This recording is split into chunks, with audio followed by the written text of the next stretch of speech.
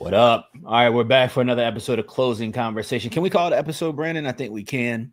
All right, we're back for another episode, all right, of Closing Conversations where we're calling community members of our program, the U. We're calling their leads live right here for them. All they have to do literally is use our AI software, offerbolt.io, to go talk to homeowners, find homeowners who are interested in selling their property using automated conversations with AI, scheduling calls on their calendar around their availability, and then they send those calls over to us for us to do the hard work, the heavy lifting of having seller conversations, getting people under contract. Hope everybody's having a really good Tuesday.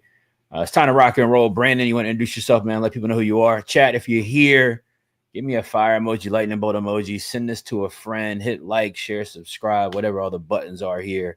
Brandon, man, let the people know who you are, man. Yeah, guys, Brandon Barnes here in the Atlanta market.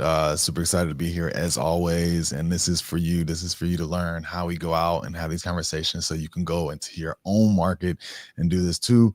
And if you aren't part of the U, you are missing out on the greatest real estate investing community in the nation. AskChrisJefferson.com. Ready to lock in. Let's get something under contract. No doubt, man. All right, well, let's jump into it, man. I'm going to let you do the honors as always, man, and set us off on our first call, our first rodeo of the day. Let's see what you get today, man. Recently, I feel like you've been getting some interesting sellers. All right, and I think people are just in that zone right now, right? Just everything's happening. There's a lot happening in the world, a lot happening financially. People are under immense pressure at the moment, man. I don't know about you, Brandon. I've been having crazy conversations with a lot of people, and a lot of the conversations I see are rooted in pressure. You know, the exterior pressure that exists right now. There's a lot of uncertainty. There's a lot of volatility.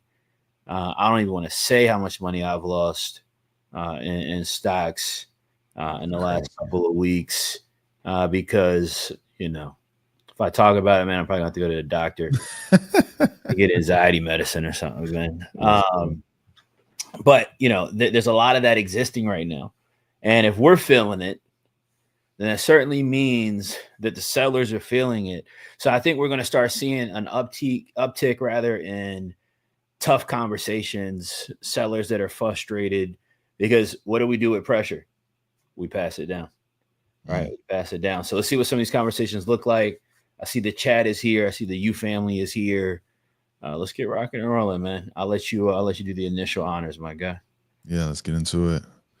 Got one. She should be waiting for this call, so hopefully this is a good one.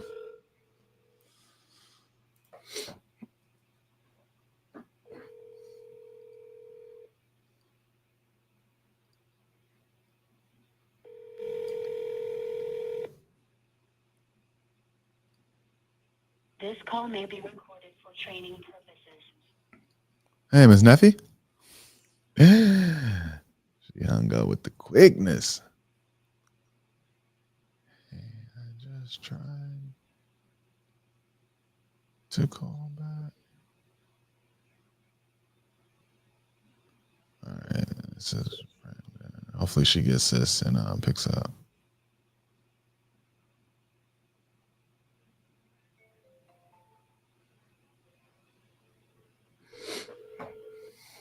Yeah, I hate that we have to play that recording for the folks that know that we're calling. It hasn't been an issue, but if they don't recognize the number, sometimes it can't hurt. All right. Well, yeah, I shot her a text. We will see if she hits back. That was Miss Neffy.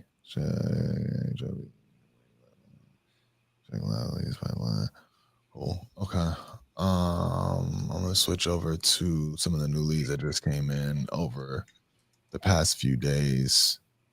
And I know we reached out to a few of them already. But let's see if this one picks up.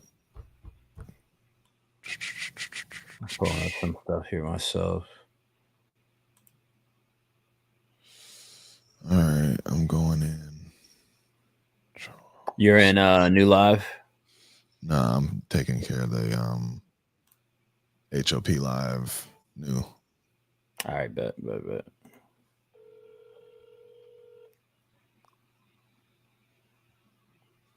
Hello. Hey, Mr. Charles, this is Brandon. Give me a shout back about your property there on Jonadab Road. Is this a good time? I'm not selling that. That's where I live. Oh, okay. Was there another property that I got that mixed up with? Well, I got 50.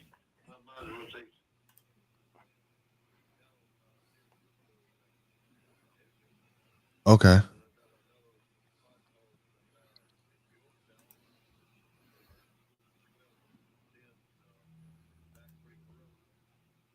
Okay.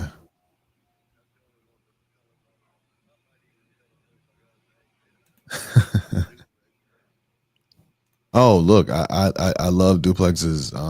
That one I definitely want to take a look at. Do you remember the address on that one?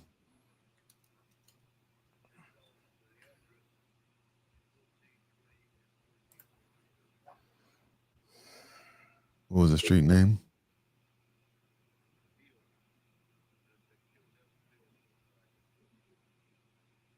K Kell Keel.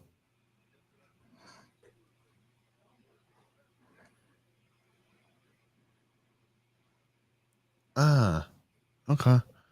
Okay. Let me see if I can pull it up. I'm gonna pull this one up, and I should be able to see the others, and we can go from there. Um, and those 50 acres. Is that was that originally? Is it like an area for residential, or is it? Oh yeah, it's residential. It was on an old farm. I sold all the rest of it off. I used to have 300 acres. Sold it off in different chunks, and different people developed it. Nice. Well, yeah. So, out of this, I see that there was one other address that pulled up. So I will. Well, where? Yes, I got Back Creek pulled up. Let me talk about that one. Is that one rented currently, or is it vacant? Back Creek. You're so close to that car. You gotta straighten your up tires or you will keep that car. That car pulled in after me. Yeah, but you're so close. The front tires was inside. Yeah, Tuesday when he went in. Straighten that up. You're so close to it. Mr. Every Charles. time I get in the lines and see. You're so close to that. Just get away from that car.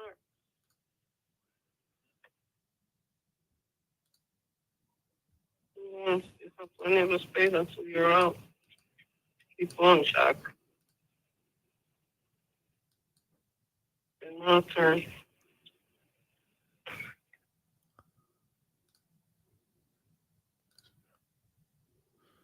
Yeah, I hope that they don't get lost. That's that. Hey, Mr. Charles.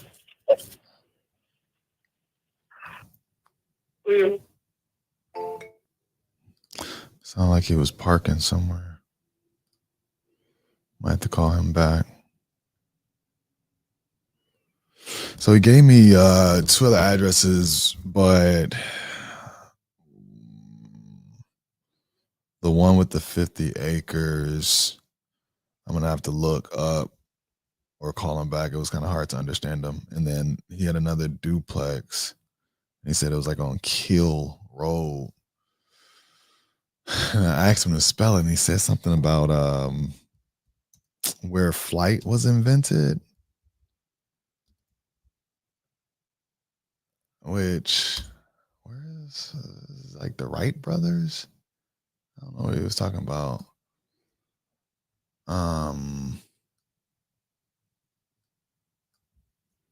First flight address. No, that's Manteo. The Wright brothers flew out of National Park Drive, Manteo, North Carolina. So I don't know what that was. So that's one of those ones. We probably got to call them back, and I might try him real quick just to see if I can get back on the horn. He sounded pretty busy. See if I can get those other addresses. It's not pulling up. You know, if you're in batch leads, which we use a lot, it just shows. Your call has been forwarded to an automated. It shows you like the other addresses that they're associated with, and the only other address that it was associated with was some small, almost like a shack. So probably not a good investment deal. But the duplex and the 50 acres definitely seems solid. Hey, Mr. Charles. Hey, Mr. Charles. Mr. Charles. Call me back. Get it situated. Okay, and then we're moving on to the next one. I think Chris is facing, he probably got too many damn tabs open. You know how that goes. But we got a bunch more to call that's been submitted as of late. So I'm gonna go straight to the next. And starting from the top.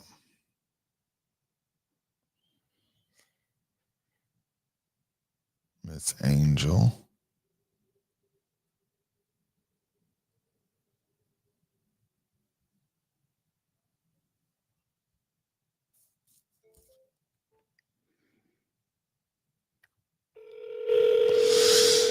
Yeah, bro. Gotta love it when people are having back end conversations, man. It's, you know, at least he ain't talk too crazy because some people don't even.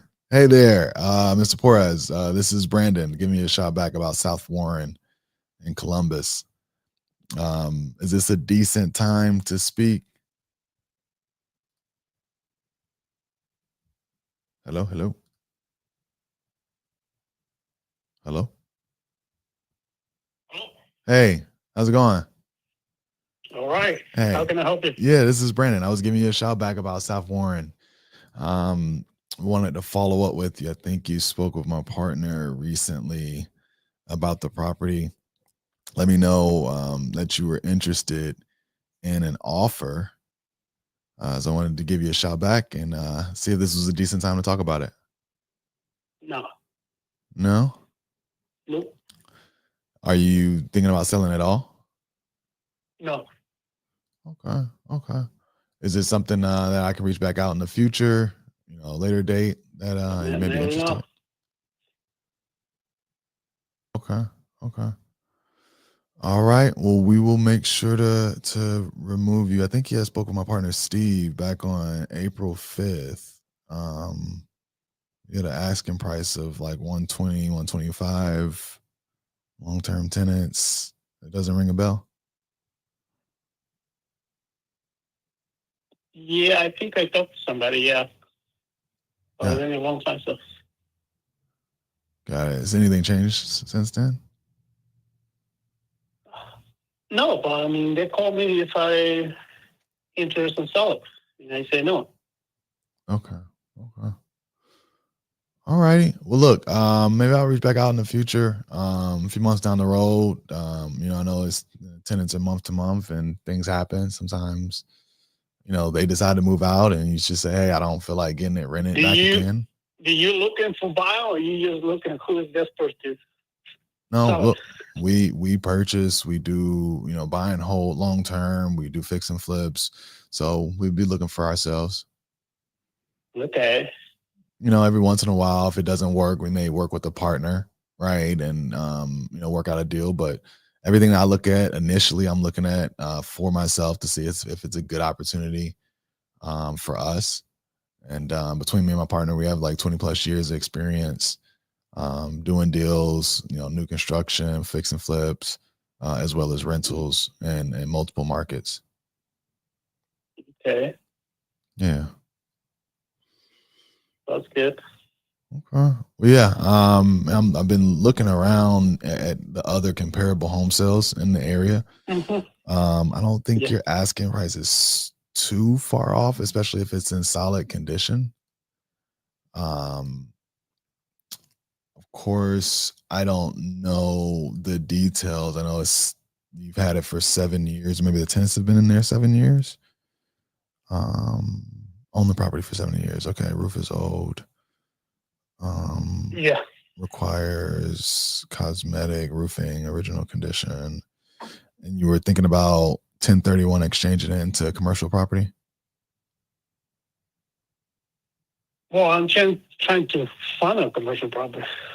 Yeah, well, look, I mean, we definitely work with folks that may even have something. When you're looking for a commercial property, are you trying to find something also in that Columbus, Ohio market? Yes. Yeah. Okay. Yeah, I mean, sometimes I've been able to help in the past with somebody looking to do a 1031 exchange. She was just going single family to single family.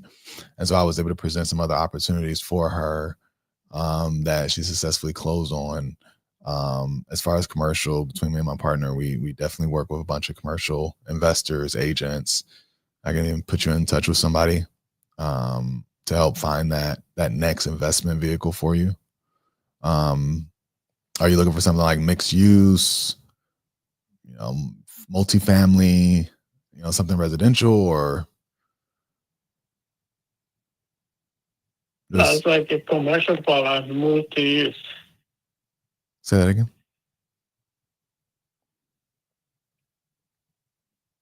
Was that commercial? You said you're looking for something more commercial, like a mixed use shopping center type, or No. I mean, I guess it's more commercial for like to put a business like a mechanic shop or something like that.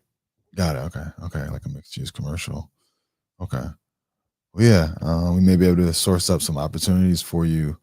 Um, but first we would have to take care of this one. And just by looking at it, I wanted to give you a sense of where our ballpark would be Okay. on something like this. And as I am looking, give me 2 seconds. I'm pulling it up in a different system. It looks like we can be in a decent area for you.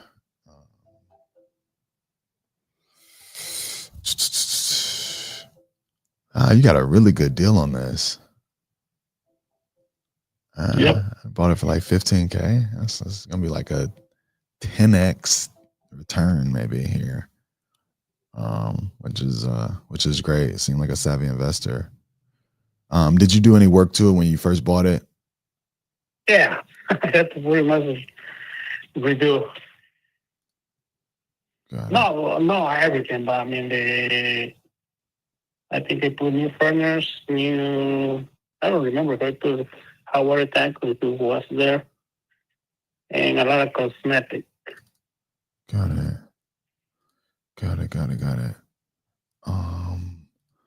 So yeah, like I said, I don't think that your ballpark is super far off. And I'm looking at one. I mean, there are a lot of properties that I see that sold really cheap as is, but I believe a lot of these are selling like in really bad condition that are then being fixed up and resold. But if it's like solid, move-in ready, I think I could be close to 100K on this. Yeah, that's good offer for. Not good enough for me. Well, you said you wanted to be at 120. I mean, we're only talking 20K here of a difference. Yeah. What can you do for me? But, I mean, I want to try to make this a good deal for you that you I can. cannot do nothing for you. If I came up to 105, how about that? No. Yikes. Thanks for your time, though. Well, hold on. I'm going to talk to my partner real quick and see what the best we can do. He's just in the next. He wasn't going. I might try that guy back and see if we can come up. That area, Chris, this is Columbus. It's a lot of property they're selling super cheap, like 30, 50K. Shout But out then, Columbus, man. Shout out to Columbus. I like Columbus. mm, Look, you know, these are gonna be those markets, man. About to start feeling the squeeze, man. yeah, About to start feeling the squeeze. I'm excited about it. I know you are too.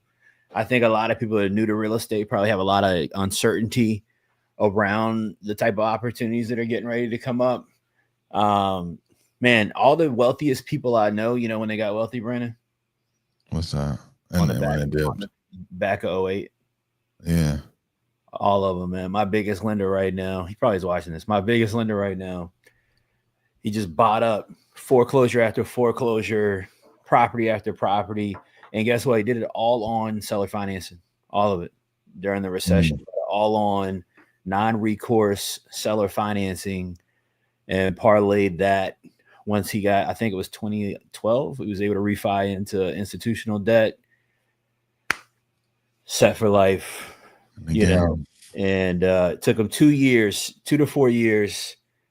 And all he does is lend money now, set for life, $3 million crib, mm, living a dream, man. And it literally, market fell. Because here's what happens when markets fall, guys. I'm Yeah, gonna go try ahead. to call that guy back and Yeah, go see if ahead. I can get him at 110. No, keep going though. Well, what happens when markets fall is that ultimately, right, people then become frantic. Sellers just aren't frantic yet. In the Mm, next couple of months, like within the next 6 to 12 months, and sooner than later, right, people are going to become frantic. And frantic means when other people are trying to sell. I say, I cannot help you. Oh well, no, I mean, I look, like to do something with you, but I mean, it for has sure. to be at my price. Yeah, and look, what I wanted to do was speak with my partner. I was actually able to. He's just right down the way, and I was able to give him a shout to see if we can come up. I definitely can come up to 110. I think you're right at 120, so we're within shouting distance. I mean, No, the house works like 180. So if it was a perfect 180, condition, 180 move in ready. it's how much to sell the house over here. So So if it's worth 180 move in no, ready. I don't say it's worth that. It sells. That's what I said. If it is in perfect conditions, you know. Right, but and I think we got to get it to that point, right? We would have to purchase it, Yeah. close on it, pay agents commissions, holding costs, financing charges, and then do the work, right? To make that work. So, just trying to get to a number that I know that we can do all we need to do on the back end to make money. Yeah, I know that. I understand that. I been in that business, so maybe I'm not as good as you guys are, but I understand a little bit. So, and I didn't even mention this, but we do, in this market, we'll pay all the closing costs, no commissions. If we're able to get you an offer like that on your timeline, like when you're, even that's with the tenant in place, closing your timeline, close quickly. If you want, what's the best price you could consider for an offer like that? 120. That's the best you can do. Yeah. That's what I say when you ask me if I can help you. Sorry, I cannot help you. Do you have any photos that'll just? Do you have any I'm sorry? photos of the property recently that'll kind of give me a better sense of like? No. But you say it's in good condition, but it needs a roof, it needs HVAC. Maybe flooring, stuff like that. Right? I don't say it doesn't. And I said that it doesn't, so that's what is that price. I mean, if it's not worth for you, I used to buy. Yeah, that was a little rude. I'm trying to see if I can make something work. Yeah, I don't want to waste your time. I mean, I completely feel I you don't on either. that. I don't, Let me do this. My agent, she can tell me exactly like what we would need to do to get the property market ready. The other thing Yeah, that I was because looking at, I think let me say something. Maybe you work different. Not everybody works differently, and I'm okay with that. But for me to be able to, if I want to buy something, I have to come in and look at it personally. hmm Because by seeing pictures, talking to somebody, nobody tells you the truth. yeah, You go on personal and see the property, you like it, you think you can make it money, I buy it. right. And so look, since I can't be every place at every time, like I'll work through my agent who's done I know, multiple but that's for us. wasting your time, wasting my time. Right, right. Pictures just give me a better feel for like what we're looking at. Like if we're even in the right ballpark. That's the only Yeah, reason I because like asked. I cannot tell you that many things because I haven't been there, and that's maybe what 10 months. So if you ask me something I don't even know. Got it. Well, let me do this. You know? I mean, I want to talk to my agent in the area and see if I can get to that number that you need to be at the 120 mark. If so, and I can move forward. Do you have an email address that I can send you the offer? Yeah, but I'm not gonna give it to you until you agree to what we're talking about. Okay. All right. All right. Yeah, we'll All see if we can thanks put something for your together. time. I'm busy, man. All right, thanks, man. All right, thanks. Later. Some of these sellers, man. It's giving me flashbacks. Shout out to Shannon Austin in the chat. You fam doesn't know this, Brandon. You don't know this. One of my very first jobs, my first job was at Burger King. All right. My second job was working at a stand in the middle of the mall. Okay. Selling shoe cleaner. And so what I would do sometimes on my break, Brandon, I know you did the same thing. What I would do on my break, sometimes I would walk through the mall. This is back when the mall was like a vibe. Yeah. Right. They had like all the jewelry stands and stuff. So I would go to the jewelry stand, get my sterling silver vibes going, or whatever I had going on at the I was moment. definitely on that. Right. Whatever I had going, my cubic zirconia vibe, whatever I had going on. Right. Mhm. And I remember when I would go to some of the stands in the mall, in the middle of the mall ones, right? The ones that was in the middle, right? And I go to some of those jewelry ones and I'd be talking to the person at the jewelry. And I was, because I worked there. So I would do this walk every day. And I would try to negotiate with some of these guys and they would just a hard bargain. And I'm like, you've been having that piece of jewelry sit in the same case for 6 months. And I'm trying to, it ain't even real. Right. That's how this guy just sounded, man. It just flashed me back, man. Bro, and I don't even know. I know you had fell off for a bit. I was wondering if that's the same guy. Yeah, just to keep him on the phone. He claimed that he didn't want to sell, he didn't have no interest, but I see all the notes. Like he had a full-on conversation with whoever it was he talked to first. Let me see who he spoke to first. And so to keep him on the phone, I had to bring up the 1031 exchange that he wanted to do and this and that. And he's like, oh yeah, I am selling. That's crazy. I mean, he didn't actually even say that he was selling. He was like, oh, okay, like we can talk. I think this is Steven Hazel. Shout out to Steven, man. Continue to send those leads over. This guy could be a seller. Maybe it may make sense. My feeling that it needs to be lower, but in that particular area, like right around that pocket, it does look like there have been a lot of renovations that have sold 225 ish. So if it's solid, maybe it could work, but we'll see. We'll see. I'm gonna speak to my person that's local to the area. Yo, no doubt, man. Just trying to get the Jesus piece, man. That's the one I was Shannon. No, man, he was there. That's the one I was trying to negotiate, man. I just wanted the Jesus piece, man. Yeah. Come on, man. All right, let me see what I get on this seller. I'm calling one in Bolivia. I didn't know they had a Bolivia in North Carolina. Oh, that's in North Carolina? Yeah.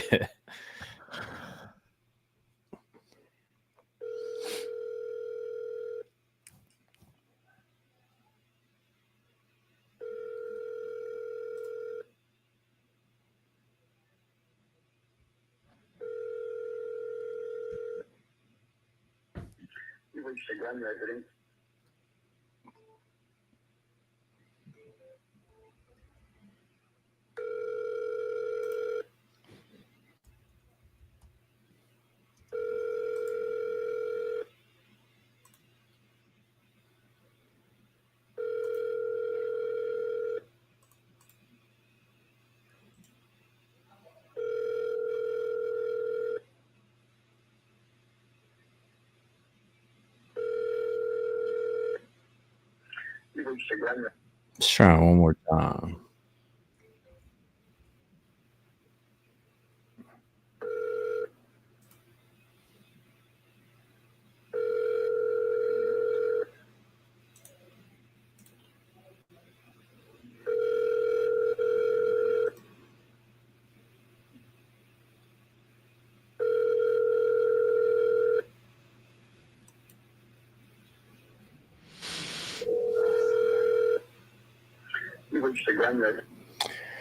All right, let me pull up another one. Hold on.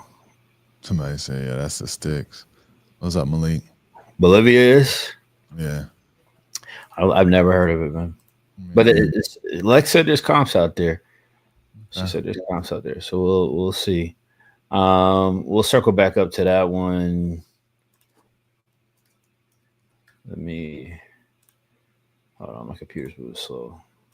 So the one that I spoke to just now, Chris, that is one that I would put in qualified follow up, and it's kind of qualified, but I'm still trying to see if it's something that actually move forward. Yeah, and you said it was So he I would move it over. You said it was worth 180. He said it was worth 180. I'm seeing full flips at 225. On up 215, 220, 225, 225. 218, 205, 227, 210. So, I mean, he wants 120. Maybe it can work. The only issue with that one was all the ones that I saw flip like that were originally purchased for like 50K, which is kind of weird. It's just like y'all got some hell of a deals. But all right, I'm gonna see if I can get this next seller. Just put up a different one.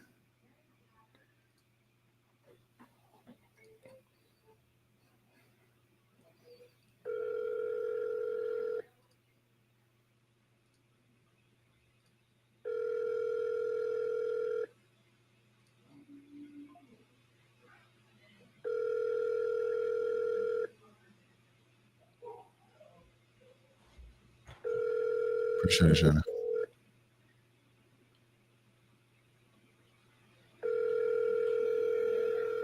Your call has been forwarded to.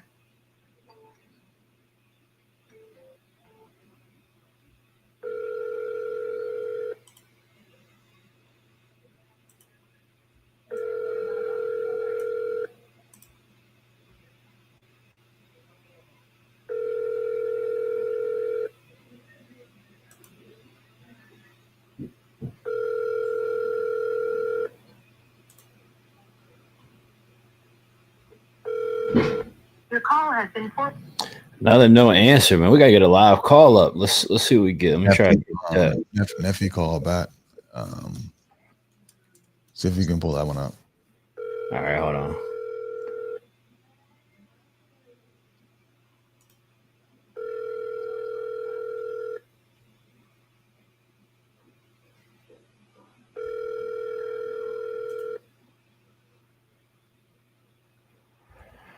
All right, let's see. Which one is this? Search Neffie, Neffie. Nationwide. All right, hold on.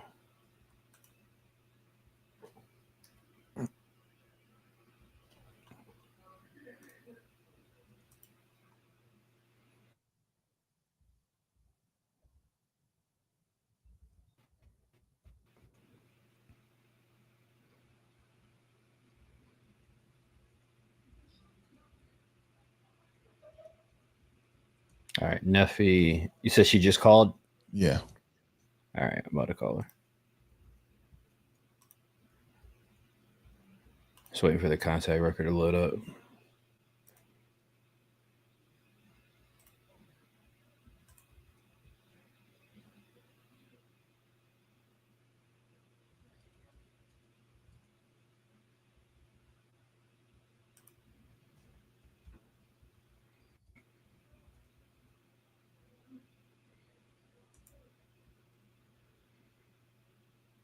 Why is this moving so slow?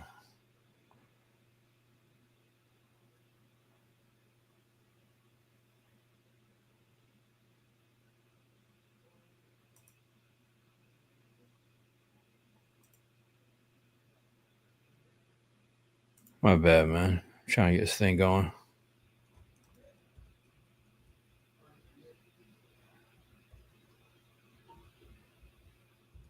Okay. I'm gonna pull up the next one where you're doing that. All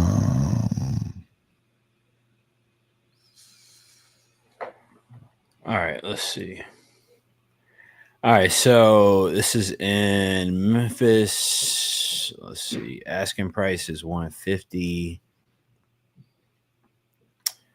What information do we have? All right, so they say I can only speak if you are offering 150. All right, I spoke with this person before. You did? Yeah. Oh, perfect. Let's see what they say.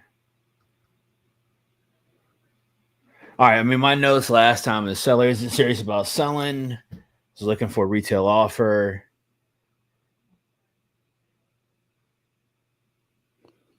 Lex says she's asking 100K now. Well, how about that? So she must have came back around. Okay. All right. Let's see.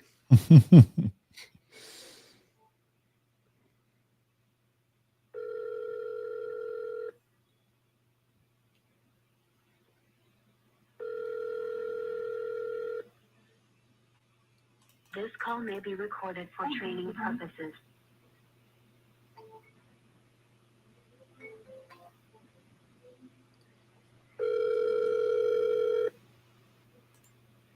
This call may be recorded for training purposes. Hello? Yeah. Hey, Miss Gatewood. Yeah. Hey, Brendan. How are you? Oh, this is Chris. This time we spoke a couple weeks ago. Okay. How are you? Okay. I'm well. And yourself? I'm doing well. I appreciate you asking. I know you and I had spoke a couple weeks ago, and I know you were trying to figure stuff out with the house. Where you kind of, I guess, with things now? I'm selling. My price is 100. Okay. All right. So looking to be around 100 now. I think that's much more workable for where we kind of needed to be at. Let me just pull, I guess, some information up. 1 second here. I'm pulling up a couple of different things. And if you could, Miss Gateway, just remind me, what were the major items that needed to kind of be done in the property, and is it vacant currently? The kitchen needs to be rehabbed. The countertop, the cabinet, they're in bad condition. I'm in the process now of repainting the entire house. Okay. So that won't be something that you would need to do. And I replaced the floors already, so the floors are good. Got it. Okay. And I was going to change the lock because I just got a tenant out. And whenever I get a tenant out, I would like to change the lock just to be on the safe side. No, I get it. I think when we had talked, you were telling me, if I remember correct, you had bought like a couple different properties at one point around the area, right? That's correct. Cool. And this is one you'd rather get off your plate than I guess keep it and put another tenant in it. Right. Get off my plate because we're getting ready to go down another avenue for business. Understood. Understood. Yeah, the trust me, I get it. The market's starting to get, a little wonky, at the moment.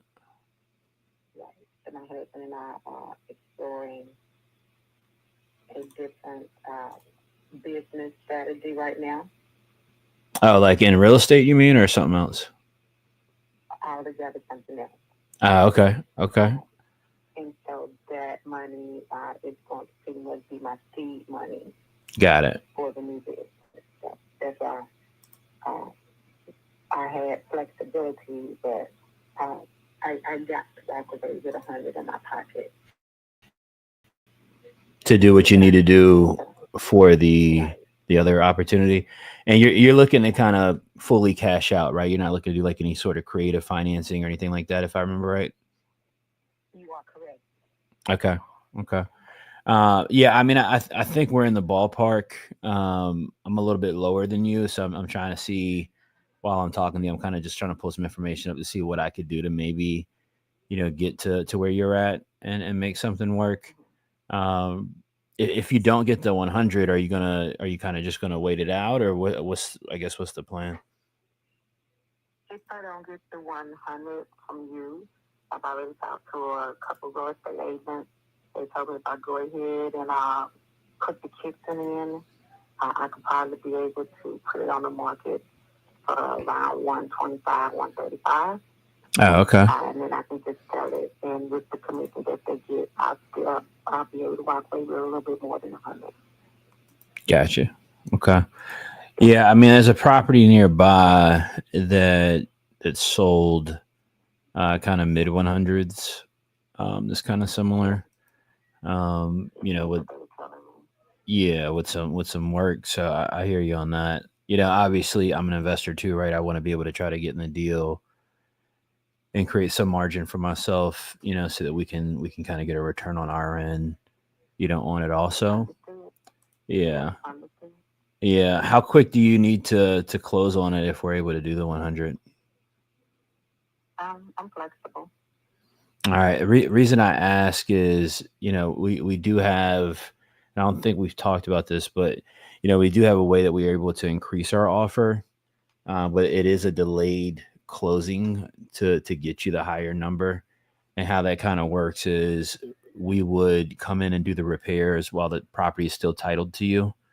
We'd take over, the cost of the repairs. Obviously, you're not having to spend any money to do some of the stuff that you're even kind of doing right now. We would come in and take over, any of that effort, and would take on the closing costs, real estate commissions, kind of the whole nine. Anything that we get past the number that you and I agree to up front is our profit to keep and reimburse us for our expenses. You still get the number that we agreed to, initially up front. Is that something you're open to, Ms. Gatewood, to get you closer to where you're looking to be at? That is something I may be open to, but what does that mean? That means that now you're going to list the property as if you own it. Yeah. So exactly? So what happens is we'll come in, we'll evaluate the property, make any necessary repairs that we feel like need to be made to essentially get it onto the market and create a profit margin, And so it's like fixing and I'm not comfortable with anybody listing any property that I own as if they own it. Well, we're not listing it as if we own it. No, we're not listing it as if we own it. You're the owner of the property, but you're agreeing to allow us to list the property, but we're not listing it in our name. No. So are y'all got real estate agents? Yeah, absolutely. Tell me, I guess, what makes you uncomfortable about it? Well, if I already have real estate agents, then you could go ahead and do the work on the property. My agent that I already have in hand can go ahead on and list it. And I will agree to what you said. Okay. If I get the 100, I'll take the 100, and then anything over 100, I will give to you, and I'm good with that. All right. So it's basically the same thing that you said, but we'll be using my real estate agents instead of yours. I got you. So let me just explain to you how it works for us. and how I would work around what you're proposing, and we can just talk about it from there. How about that? Okay. Okay. So I don't know we do a lot of business, right? I don't know what your relationship is with your realtor, how you compensate them, what that looks like. And I'm just being very transparent with you, by the way, because you're in the business. So I'm sure you understand what I'm saying here. In order for us to create margin, one of the things that we don't do is pay realtors. All right. So we don't pay realtors to list properties for us, right? Because that's essentially 3% that could go to the profit. So it doesn't make sense for us to pay a realtor to stick it up on the MLS. We do all of our own showings. We do all of our own contract management. We do all of that in-house. Okay. What we do is, if I'm sure you've heard of like flat fee listings before. So we pay $350. We have a realtor, local realtor, right? Puts the property up on the market for us. And then we kind of manage it from there. But all they're literally doing is just listing it and entering it into the MLS. They're not facilitating the showings. Go ahead. And you're paying them that $350 for that, right? Yeah, I'm just paying them $350. Correct. Right. Now, when we sell the property, we do pay commissions to the agent who brings the buyer. Right. But we don't pay to list it. So it doesn't matter to me, just to be very blunt, it doesn't matter to me at all who lists the property, because all I need somebody to do is place it in the MLS. But I don't want to pay 3% just to have your realtor stick on the MLS. Now, if you're like, hey, Chris, my realtor will do it for the $350 or $375 or even $400, I don't have any problem with that. Don't see it as a problem. Don't see it as a deal killer. Because that doesn't matter to me as long as we get it into the MLS. Does that make sense? It absolutely makes sense, and I'm on board with that too. Okay. I think there's something I can put for my realtor to put before her and see if she's okay with that. And if she's okay with that, I say we're good with moving forward. All right. Yeah. Generally, for some realtors, I know their broker has to kind of okay it. But you can look into that. Again, who the realtor is doesn't matter to us. What does matter to us, right, is obviously we have to do a financial arrangement in terms of the price that allows us some room to try to create a profit for ourselves, right? We only want to do the work, and I'm sure you get this, right, if we can create some sort of profit from it. So there's that component of it. The other component of it, for it to make sense, is we have to be able to have access to the property, right? So generally what we do is put a contractor box on the property. You have the code, we have the code. Generally if we have to go to the property, we're notifying you and letting you know. And when we do that, because some people have a concern about, maybe they still have stuff in the property or whatever. So people have concerns about, just normal concerns people have, right? Like, well, somebody's going to the property, I'm not there, what's going to happen, and yada, yada, yada. So that's a piece for us that's really important. Who our closing attorney is really important to us as well. What the paperwork on a deal like this looks like is it's really almost the exact same agreement. There's a clause in it that allows us the ability to protect ourselves in the transaction, because what we don't want to do is come in and do something to the property. And not saying that you would do this, right? But then you're like, oh, well, no, I don't want to do the deal with you. And I've already got 5, 10, 15 grand in it. You see what I'm saying? Hello? Yeah. Can you hear me, Ms. Gatewood? Yes, I can hear you now. Okay. All right. I don't know where you lost me at. What was the last thing you heard? To protect ourselves. Yeah. So like, we don't want to put money in the deal.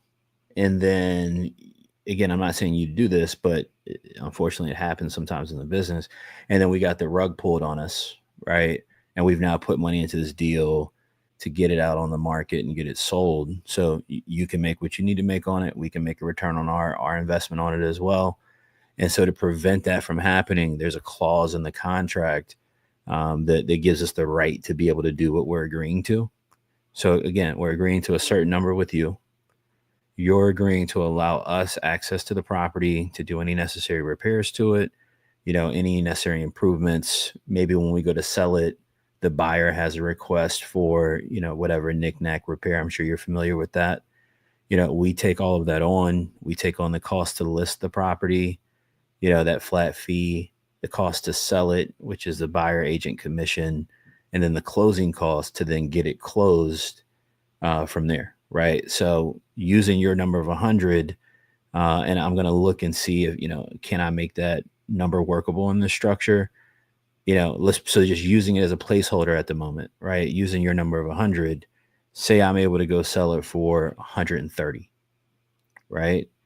Then my, gross, right? Obviously I've got cost to make that 30K, but that 30K would essentially be my profit to keep and reimburse myself on my expenses as well. Is that something you're saying you are comfortable with and understand, or kind of? I am comfortable, and I do understand.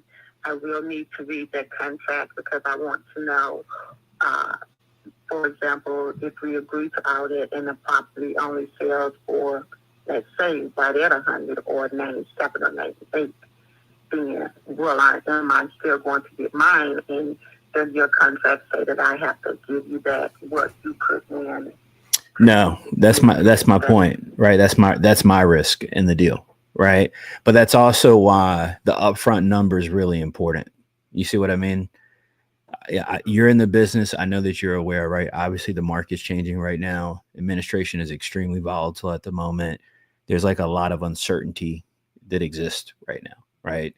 People don't know what the market is going to look like 6 to 12 months from now.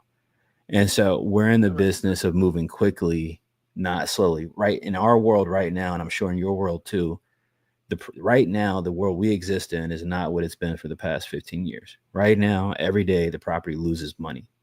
And not just because it's vacant, but because the value itself is going down, right? And that doesn't mean it's going down rapidly yet. We just don't know what will happen that will create a switch to make it rapid. And so we have to obviously protect ourselves against that. So then we have to figure out a number with you that helps you with your goals, which is you've got this new opportunity. You need to fund that business, and we want to do win-win deals with people. We're not trying to come in and like hit a home run on every single deal. We do a lot of deals and we work on volume. So we're trying to create profit margins so that obviously we can run our business as well. So that's why that upfront number is so important. And that's why I'm saying I want to look into it just a little bit, because I don't want to commit to something I can't honor for you. And so I want to make sure if I say, hey, I'll do 100, or if I say, whatever that number is, it's a number that I'm locked in at. And that's the number I have to pay you. And so we go do the deal to your question, and it only sells at 100. I'm having to eat that out of pocket. And I'm not in business to lose money. I'm sure you're not in business to lose money. So I'm only doing deals where I see that there's a margin available for me to consume and create a profit from, Mm-hmm. Yeah. So, I mean, if you're open to it, maybe what would be easiest is let me look into the number. I want to make sure I'm giving you a number that, again, we can 1,000% commit to. And I'm not saying that's not 100. I just don't know if it is or not. It's just comes down to property value, and we have to make sure that we have a spread, obviously in it to account for the cost, potential unforeseen things that could pop up, profit. You kind of get what I'm saying there. So I can look at that, but then I can also go ahead and send you what the contract looks like if you'd like to do that. And if I have the number figured out when I send it to you, I'll put the number on there, or I can call you back. But that way you can look at the paperwork. It's not like it's not as fancy as it sounds, by the way, Ms. Gatewood, so I want you to kind of look at it. I want to answer any questions you got if you need me to. And look, I want you to ultimately feel comfortable with the deal. I don't want to do the deal if you're not comfortable, right? Because then that just causes problems and complications later, and it wouldn't even be enough money on the deal for me to deal with any headaches. And I don't think you want to deal with any headaches either. I know you want to get to kind of this new business you're focusing on. So that's kind of where I'm at with it. If we're kind of in alignment on that and kind of seeing things the same way, we can explore it in that direction. Because I think the cash number would just be, it doesn't sound like my cash number, which I can give you and close in 30 days. I don't think it's going to make you happy. Okay. All right. You want to do that? Yeah. Yeah, I'm good with what we just talked about. All right. Do you want to text me your email? Would that be workable? Yeah, I can do that. All right. Text me your email. Give me a little bit. All right. I'll look at the numbers. I'll get a draft agreement over to you again, just for you to look at, ask whatever questions you got, whatever. And it sounds like the big important piece. I think you'll be perfectly fine with the paperwork. By the way, I don't think there's nothing difficult there. I think the big piece is just really the number. I think I hear you pretty loud and clear, right? That you need to be at the 100, and I just want to shoot it straight with you and let you know if I can make that work or not. So I don't want you to feel like it's a pressure sale or anything like that, because it's not. We got plenty of properties to buy, but we're looking for You good. don't have to worry about all that. I don't press it easy. All right, good. I I just don't want you to feel like that. telling anybody no. All right, all right, good. Well, that's what they told me. You was tough, Miss Gatewood. They said you were tough. So, yeah, I don't. I'm a girl, a ladies in a world that is mostly monopolized by men. Hey, trust me, I get that. I had to be able to hold my own from the very beginning. No, I got a lot of respect for that. Look, I actually have a group that I help teach people how to get started investing in real estate. We've got a women's group in our group. So I hear you on that loud and clear. My first business partner 16 years ago was a woman. And if I be transparent, she would say that to me all the time. All right. When I first got into business, and I didn't get it. Being truthful, I didn't understand what she was trying to say until I started paying attention over time. And the truth is, it was way harder for her than it was for me. And I'm saying that as a black guy in business, I've got my own barriers to push through, but women got it unfortunately way worse. So that's not lost on me either. And I can respect the toughness, because if you're in business and you're not tough, you're not gonna last too long. Yeah, it does good in business. It does not do good in relationships.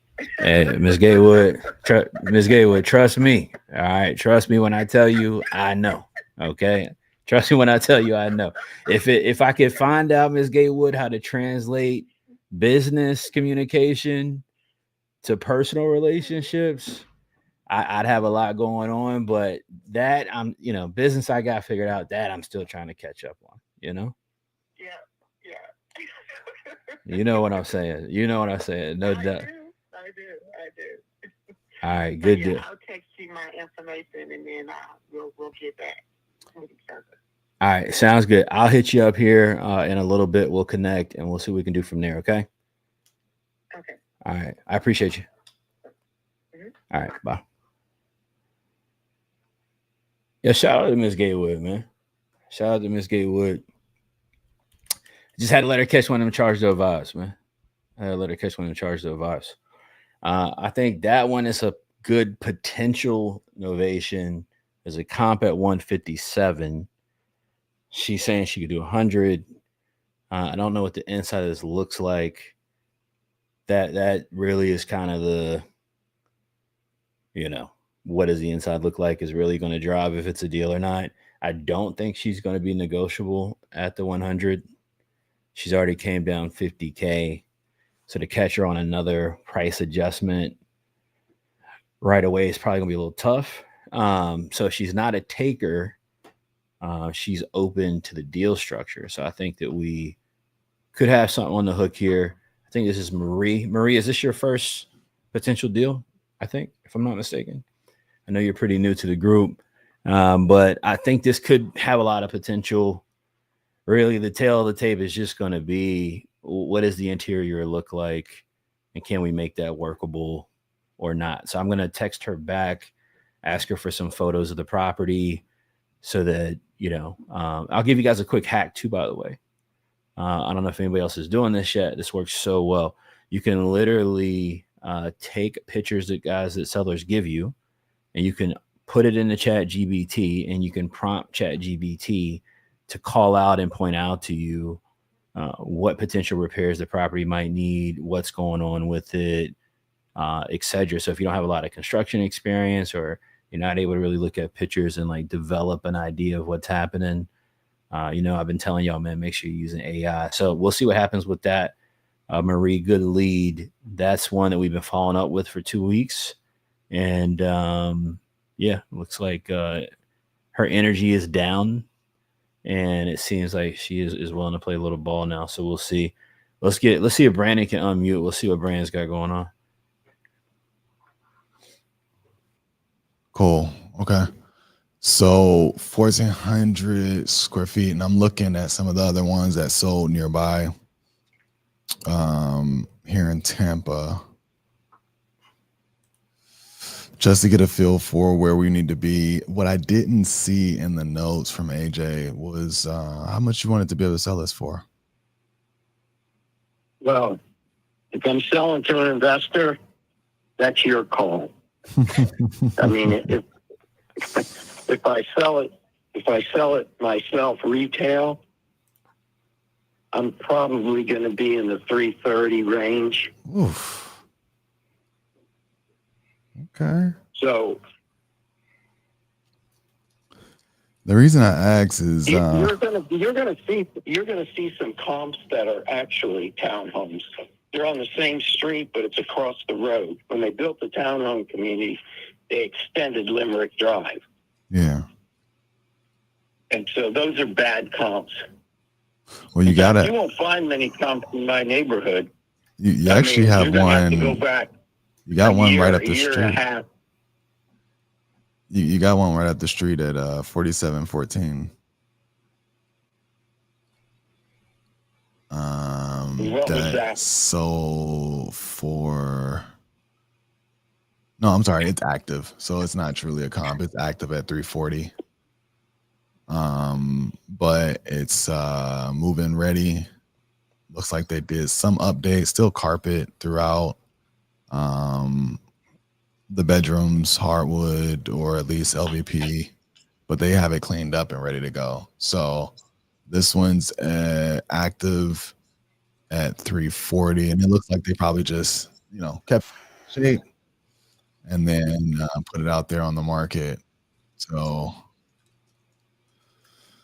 trying to get a feel for something that's sold in your area as is in good shape. Because I know that's what we're talking about with yours. Yeah. Gives me a feel, if I had to guess, just based on all my experience, as is, they're probably a little closer in the 200K range, maybe mid, maybe high.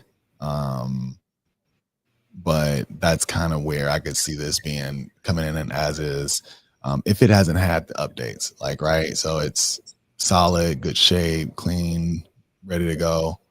But hasn't been updated and 2025 ready. You know what I mean? Yeah. Actually, you just do flips? No, we look for rentals for long term, short term. Okay, because I think the highest and best use for this property is a rental, because you wouldn't have to do anything to it. I mean, some minor stuff, but people come in and they redo the cabinets and all this other stuff, and they spend tens of thousands of dollars to get this sweet spot in the buyer's market. And in my opinion, that's not the fastest way to to the goal, if you will. Yeah. What I'm saying is this thing is a perfect rental, because you're looking at least in the current market, which is trending down, but probably around $2,250 a month. Right. And that's the issue. And honestly, pardon? That's the issue. If we're looking for a 10%, cash on cash return, we would want to be all in at 225,000 on that project. We will, just to make sure that when we buy it, clean it out, get it ready for rental, we're at least pulling in like a 10%. Sometimes we can fluctuate on that, but right around that 10%, or we call it the 1% rule. If we're getting 2,250 in rent, we're probably going to want to be around 220,000 on the project. So still at that, that's not going to happen. right. At that 300 number, we would need to be able to rent out for like 3,000 a month, right? That's just kind of how we look at it, and from the rental perspective, I actually do see a good comp, but it's also kind of pointing me in that same direction. One up to the east of you just sold for 212, and then was resold on the market for 358. So that's kind of giving me a sense of the as is value in the area. Yeah, well, that if it's to the east of us, that's a subdivision that's probably 20 plus years older. Those are houses that they were smaller, they're 1-car garages, and most of those, not most, but a lot of them were converted to get square footage, so they had no garage. They're just, they're the older type of houses. They don't have vaulted ceilings and so forth and so on. But I hear what you're saying. I mean, you know what you're talking about. And look, maybe the number could be a little bit above that, but like there's another one on Presidential that sold in June for 220 and then resold for 375. So I know that was a full renovation. If your house is valued, I walk through that neighborhood all the time, and it's the 1990s homes versus the 1970s homes. Got it. That's what we got. And but I gotta say, their lots are bigger. Their lots are larger than these. So it depends on what you're looking for. Yeah. Had you ever considered like a 1031 exchange? No, I don't need to because it's not a rental. True that. If it was a rental, I would definitely consider a 1031 exchange. I guess I just say that because you want to find some place to purchase, almost prior to moving in or to leaving this property. We just wanted to kind of. I want to find something to purchase before leaving this property for sure, and I can, I have the wherewithal to do that, without having to get the cash for this property. Now, when it comes time to build, that's another story. But I'm about to the point where. I kind of waited too long. I did and I didn't because when you have one property to work with, you're going to sell high and buy high, or as it's going to start to come down, you hope to get the most you can and then buy it as best as you can. But I'm at the point where if I can't get at least in the high twos, the very high twos, I'm just going to rent it. I mean, it's free and clear. So your 10% is my, whatever, 30%, whatever. Right. Depends on what the taxes and insurance are.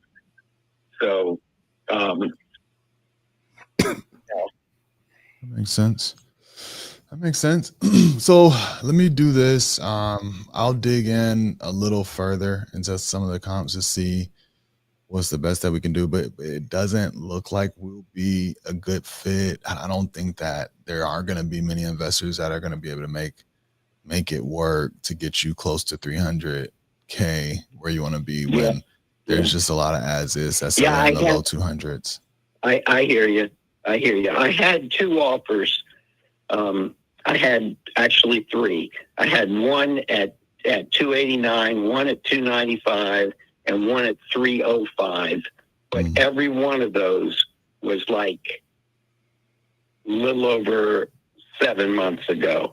So, and I was not at the point where, I am now, where I'm actively looking. It was just, I knew that I wanted to move, especially because we were waiting for my mother-in-law to tell us, do we need to move to St. Pete, or can we do what we want to do, which is, get some land and get farther away from all the traffic and a little bit off the grid. And she said, no, go ahead. So that's when I made the firm decision to go. And those offers all took place right before that. Yeah. Look, I mean, family's the most important thing. So, I'd probably be in your same position and holding out to see what I needed to do for my family first before even, going down this path. So I completely understand. I think that it would be a great rental for you, and you'd probably get a hell of a return, and moving. If you know that this is something that you're going to do and you'd like a referral, one of my good friends and colleagues lives in that Tampa area, and I could find a great referral for you. He's like a 5-star real estate investor, if you will. And he works with a handful of agents in that market. So if anything, I'd love to, connect you with them and see if you guys can source that land and get you kind of on your way. Okay. Yeah, I mean, if he has access to, off-market distressed scenarios, I'll definitely talk to him. I don't know, how he works from a commission standpoint, especially since this NAR suit has taken place. That's why I haven't really contacted any agents on the buy side. I mean, I'd be all over it before that, but I don't know what they're doing as far as the workaround goes. And you mean as far as finding the next place or selling this one? No, are you familiar with the National Association of Realtors lawsuit that took place with respect to real estate commissions? Yeah, I'm familiar. Okay. So, it used to be if you were a buyer, you could talk to as many realtors as you want till somebody found something you were looking for, and the seller was going to pay their commission via the split. Right. Now it's not the case. So I'm kind of, if you go talk to somebody, you're going to have to commit to them as pretty much a buyer's agent. Got it. And then you're married to them. And I'm just not into it. No, that makes sense. Well, yeah, this guy's like I said, he's an investor. He's flexible, so I'm sure that we can help find the right situation for you. And I'll also reach out to see, if there is any property or inventory that I'm aware of that could fit what you're looking for around the 2 acres, kind of in that midpoint to Lakeland. Okay. And I'll be in touch. All right. Thanks a lot. Yeah, you're welcome. All the best. All right. All right. Thank you. All right. You too. Bye-bye. All right. Bye. All right, what do you think about that call, man? It was definitely a seller, and I think he had some experience. So yeah, for sure. One of those situations where you kind of identify pretty early on, like if it's gonna work or not. And he's at that point where he knows that he needs to sell at a price that's gonna be above what he could get as is. But at least he's understanding that he would need to just take care of it himself and list it, like he said, or turn it into a rental himself. But that could be a referral because he's looking to buy before he moves. So I was thinking about Matt. Matt's super busy, but if he has an agent referral in the area, I'll connect him with that agent. Got it. Okay. All right. Well, let's keep rolling, man. I got one up that I'm getting ready to hit dial on. Let's see. I don't know if this person's going to pick up or not, but let's see if we can get him on the phone. Okay.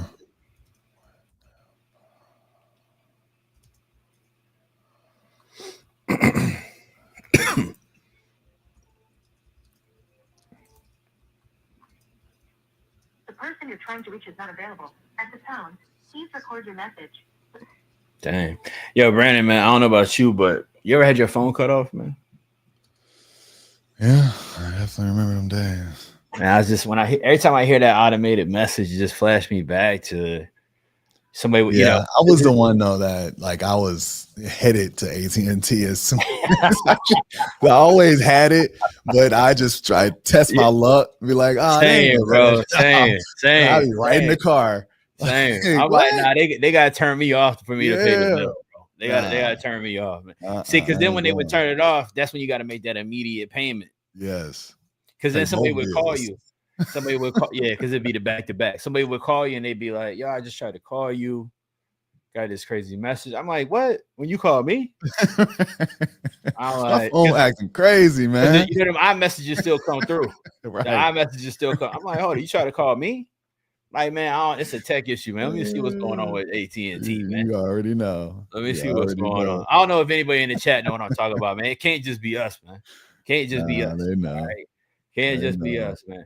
Then run out of minutes, man. Now that's taking it back. Yeah, I know. Dang, man. These kids will never know, man. Right. These kids, you had to manage your minutes every month. And I had to catch. Look, Brandon, you know the vibes, man. Yeah. Baby, we got to catch up after 9 o'clock. All right, let's catch up when they go unlimited. Right. But then that's the thing. Now you had to really manage your time because you only got so much to put that work in. You only got so much unlimited time for. Mom was saying it's time to go to sleep. All right. It's time to go to sleep, man. It's time to go to sleep. Exactly. Y'all might not know about that in the chat, man. Look, I might have to do that for my son's first one. I'm tripping. He already got an iPhone. These kids they won't know it. Man, that was the first phone you got, right? Like it was the Minutes phone from your mom's, right? In middle school. That's all you had, man. That's all you had. It's got iPhones and everything else in their pocket. Man. Yeah, it's crazy how technology is moving. I'm gonna try this guy, Daniel. I don't know what his last name is, but I don't think you called him yet. Let me see. Yeah, the only one I called, I moved to call no answer. David, I think. He's looking to buy 2 acres due east property or something. I see somebody in the chat. Let's shout out to the Deborah Williams, man. Her question is, if this will come up, let's see. Is what's the difference between the U and sub 2? Been watching these live and want to join the U, but they say on E, I don't know what that is, that it's in thousands of dollars more for the software and business. Miss Williams, I don't know exactly what you're talking about, but this is what I say. One, thanks for checking out Closing Conversations. All right, it's much appreciated. We appreciate you being here. What's the difference? I mean, come on, Miss Williams. All right, chat. Y'all let Miss Williams know what the difference is. I don't know what the differences are. I've never been in sub 2. Pace is a personal friend of mine. Really, really great guy. Shout out to Pace. Yeah, shout out to my guy Pace. I think you should just do whatever's best for you. You know, whatever you feel like is best for you, whatever your gut instinct tells you, I think that's what you should do. Might be here, might not be here. Just know we ain't going nowhere though. Okay. So do what's best for you. If you want to tap in with us. Go to chargedupreviews.com. All right. If you want to check it out, go to chargedupreviews.com. I'll put the link or the website in the comments. Go check it out. You can see what we got going on. If you want to catch a vibe with the U fam, be a part of the family, come tap in with us. All right. Come tap in with us. All right. Let's keep rolling. Let me see if I can get this next seller. And let's see what we got. Whose lead is this? All right, this is Big Paul. It's a lead from Big Paul, Cape Coral. Let's see what we got going on.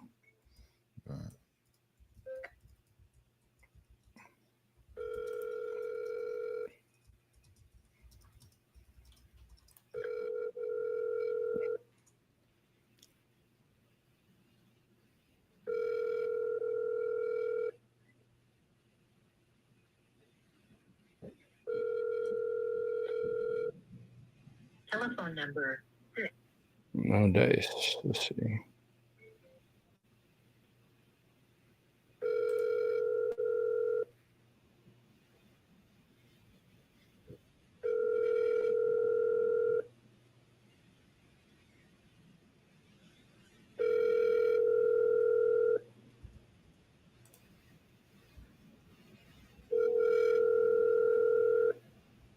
Telephone number 678.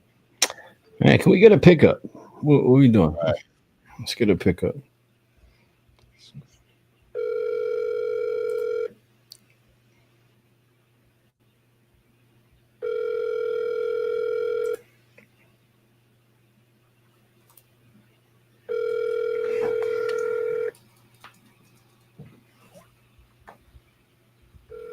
Try to text him. All right, let me go on to the next one.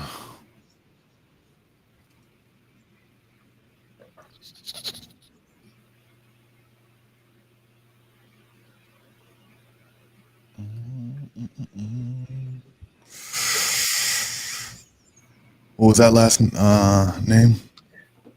Daniel O. Okay.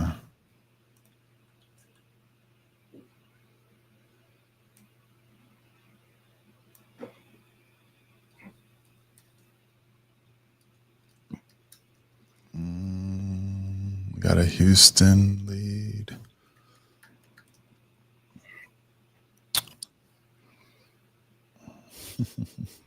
Chicago lead. This must be lose. Shout out to the Shy, man. Shout out to the Shy.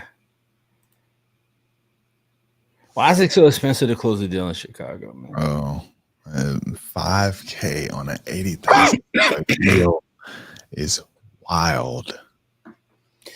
Yeah, it makes it's insane. Completely That's insane. crazy. All right, let's see what's going on there. And people said you couldn't wholesale in Chicago. Isn't that crazy? I know, Let's right? see. Let's see what's going on. Deborah Williams, my gut says that you will check into it further. Tap in with the fam. All right, hit me up on Facebook or IG. Actually, go to askchrisjefferson.com. Askchrisjefferson.com and lock in with us, man. Looking forward to seeing you in the fam. All right. Let me see what I can find in here. What about Darlene? Have you called that one? I was about to hit Myra. All right. I'm gonna try Darlene while you're doing that. Okay. We got a few properties here. Let me see if we can pull it up.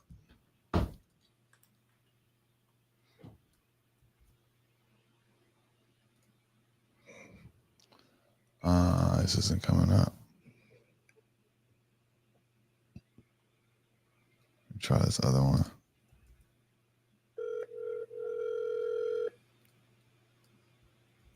Hello? Hey, Darlene, this is Chris. I was calling you on Russell Field. We had been speaking, or you've been speaking with somebody in my office by text about it, and was giving you a call. Mm-hmm. How are you doing? I'm great. How are you? I'm doing well. They had mentioned that you had sent like a flyer about the property, but I'm not able to see it at the moment. Are you wholesaling it, or what's going on? Yes, it is. I am wholesaling it. Yeah, looking for an end buyer. We need to close soon, ASAP. All right. Are you you direct on the contract? No, my partner is. I have a partner, Clarence, and his company Pinnacle Investments. He holds the contract on it. Got it. All right. And what are you guys trying to get on it? Well, we had originally 280 on it, but then we brought it down to 270 because we wanted a quick sell. So 270 is what we're starting on. We're firm on that. Got it. And you guys got it pinned on off the MLS, right? Yeah, we do. Okay. Have you gotten any buyer feedback so far? I mean, we wholesale as well, Yeah, so we have tons. We have tons of inquiry. We actually have someone that if you do get it, and it's like a quick flip in this instead. There's only cosmetic, items that need to be done, like maybe a paint job.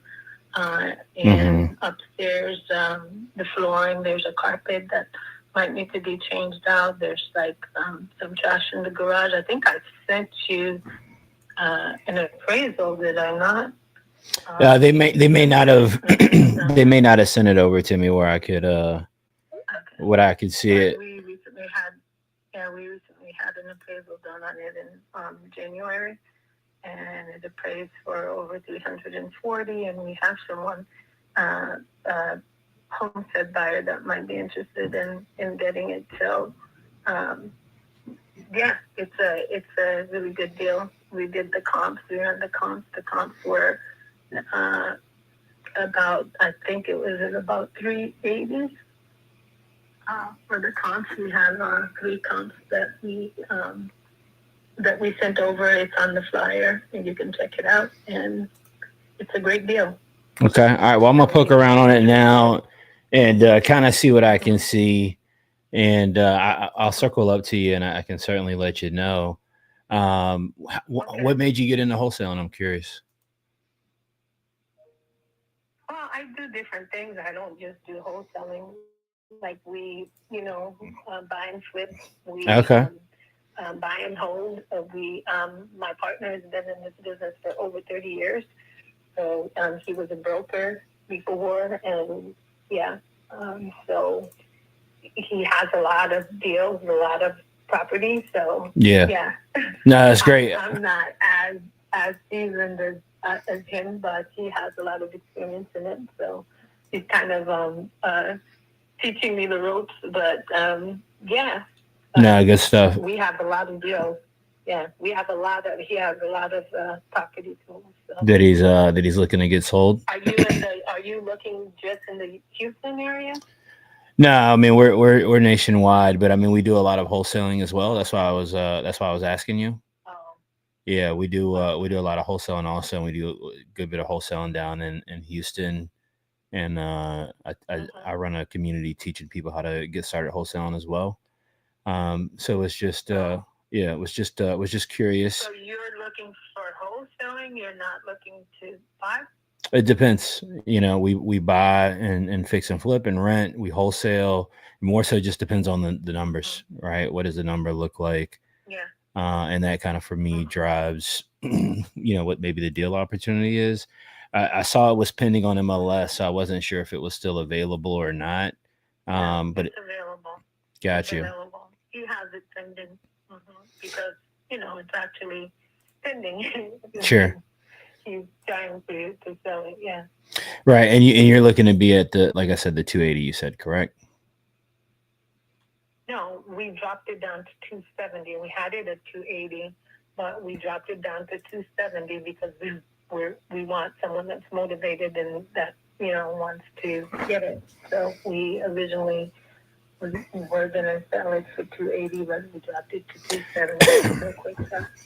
Got it. Okay. Well, I'll look into it and I'll circle up with you, shoot you a message maybe if it's something that could be potentially workable for us. And just wanted to confirm before I spent some time looking into it that was available, not listed. So let me do that, and I'll circle back to you and kind of see if it's something we can do. Okay. Okay. Sounds good. All right. Sounds good. Thank you. All right. Bye. All right. Okay. Bye. All right, shout out to Darlene. She should do it to you for sure. Yeah, I mean, another wholesaler, not necessarily a deal. Properties listed and under contract. So let's keep rolling. I don't know if Brandon can hear me and wants to unmute or not.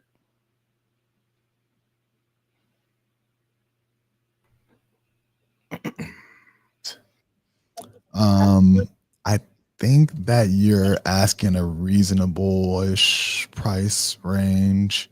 But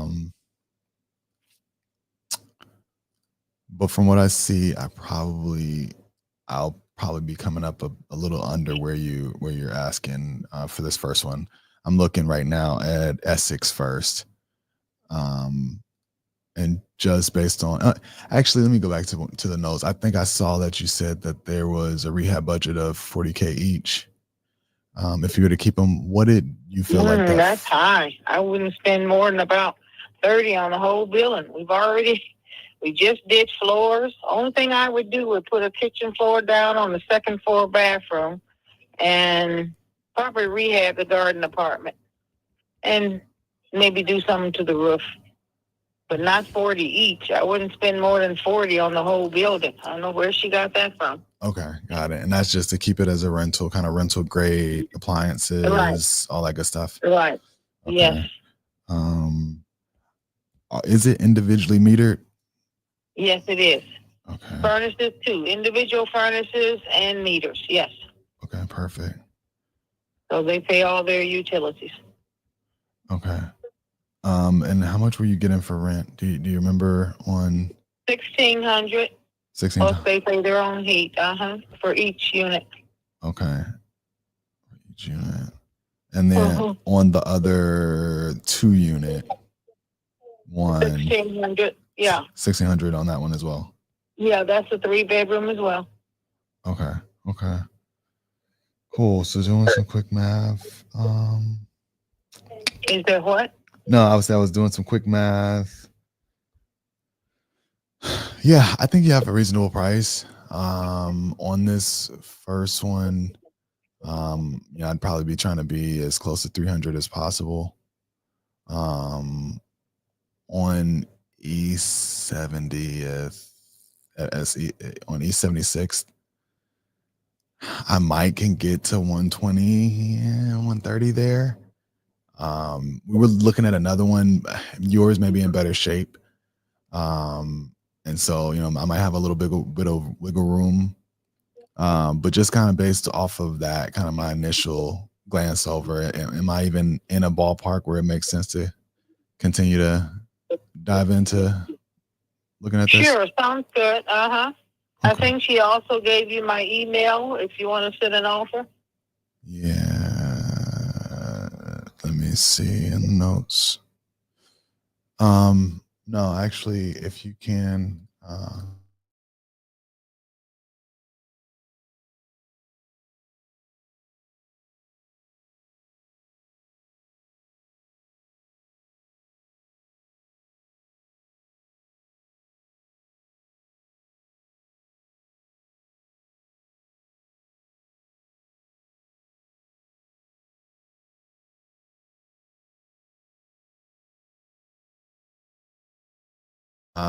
and since she knows that, I'm familiar with the market, she just reached out to me to see if this is something that I could help out on. Okay. So what do you mean a cultured program? What does that mean? Yeah. So, what I've been able to do over the years is help others get into the real estate investing space, hosted meetups, do individual one-on-one mentoring and whatnot. So, just, after doing this for a while, always looking to help the next person learn and get their opportunity to chase financial freedom as well. Gotcha. Okay, great. Yeah. Cool. So let me do this. I'm going to dig in a little deeper on the comps. And then if we wanted to set up some time to come check it out, do you have a project manager or somebody? Yes, I do. Just give John a call, and his number is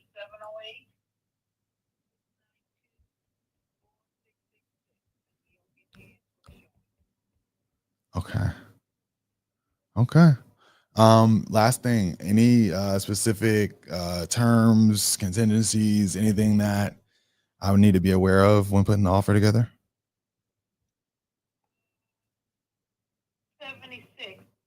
There was a fire next door that blew over to our exterior. So the exterior siding is a little melted, and the fire department knocked a hole in the roof. So those are two things that I want to make you aware of. Okay. Anything else that I should put in the offer? Is there any specific, like, closing day preferences or, due diligence, earnest money, anything like that? Yeah, earnest money. We're gonna take it off the market. I'm looking for a minimum of 1,000, Okay. and closing as soon as possible, preferably not more than 30 days. Okay. All reasonable, all within what I'm open to doing. So let's do this. I will, like I said, I'm gonna reach out to my realtor, Rashana, and I will connect with John as well, and we'll take it from there. I'll keep you in touch. Thank you very much. Again, Brandon. Brandon Bowers. My pleasure, Brandon. Look forward to doing this with you. Thank you. Me too. Bye-bye. All right. Bye now. Handy Homes. Yeah, I got a seller just called back in. Yeah, Daniel. Yeah, let me get him back up. So that ended up being from Ruth. So shout out to Ruth for sending that in. That's something that seems solid. We would just have to land that plane. Apparently, she's gotten a lot of offers. And when you run across this, when anybody else runs across this, they're actively trying to sell and they're getting other offers and they're feeling like they're getting offers from a bunch of wholesalers. Just make sure that you come correct. There's a few different places, if you don't have the proof of funds yourself, there's a few different places you can get it. And make sure that your offer is strong, and you follow up. You can land that plane and still, if it's something that you are ultimately looking to wholesale, you still can make that shake, handling it the right way. So she said, let's do this 1 or 2 and then we'll look at the other 15. So, hey, there you go. Whose lead was that? Ruth. Hey, Ruth is new. Ruth is new. Shout out to Ruth. I think I've seen her around the group, if I'm not mistaken. Y'all show Ruth some love in the chat. Show Marie some love in the chat from earlier. We got a potential novation stacked up with her. So we got two plays in motion right now. Let's call Daniel O, and let's see what he's got going on, and if there's some opportunity potentially there. So let's see.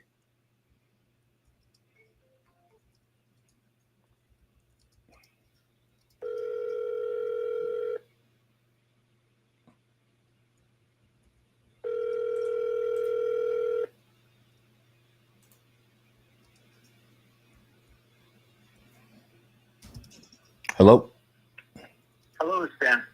Hey, Dan, this is Chris with Nationwide Fast Offers. I was giving you a call earlier. I saw you had just called me back, so I'm pulling up the information on you real quick. But somebody in my office, I guess, had talked to you about a house you're looking at selling, or I think it's a lot actually on 59th Street. It's a house and a lot. Okay. The house is still there. Nobody's torn it down yet. Gotcha. Okay. You're still looking at selling that one. I think you talked to Paul, correct? I believe so. Yep. Okay. He told me you were. I had multiple properties there in Cape Coral, and Gotcha. I finished off a lot of it now. So, I don't know how much somebody wants to just tear it down now, like the floors and the baseboards and the kitchen and everything's there. So I might just long-term rent it. I got a couple other verbals in Cape. So not sure what I'm going to do with it, but it's been open for sale. I got a lot of developers who just want to tear it down. It's a big corner lot, and I want to put, some big houses going in that neighborhood. So I'm just kind of open to whatever, but I'm not in a hurry. Makes sense. Do you have a preference to keep it or sell it? Are you leaning one way or the other on that? I know you're open to a deal, but sounds like you've already kind of got some interest, but it hasn't made sense for you. Yeah. No, I've kind of been sticking with my price. I've had somebody come up to $375. They started in the 300s before that, and yeah, I mean, I'm just not. I won't sell until it's like 400. Especially now that I put in almost 20 grand in the last like couple months. Gotcha. Just to make it livable. Yeah, I'm living in there too at times when my other houses are rented out.